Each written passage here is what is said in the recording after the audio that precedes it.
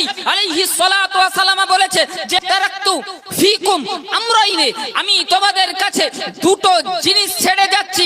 আল্লাহর নবী বলেন এই দুটো জিনিসকে তোমরা যদি মজবুতের সঙ্গে ধরে রাখতে পারো লান তাদিল্লু, তোমরা কখনো পথভ্রষ্ট হবে না, তোমরা কখনো গুমরাহ হবে না। আল্লাহর নবী বলেন এক হলো আল্লাহর কোরআন, দ্বিতীয় হলো আমার সুন্নাহ। কোরআন আর সুন্নাহ যদি তোমরা আঁকড়ে ধরে রাখতে পারো তাহলে কখনোই পথভ্রষ্ট হবে না, কখনোই গুমরাহ হবে না। এবার আপনি বলুন, নবী বলছে কিতাব অনুযায়ী চলো, অর্থাৎ কোরআন অনুযায়ী চলো, আমার সুন্নাহ অনুযায়ী চলো, আর সে বলছে সৌদি আরব অনুযায়ী চলো।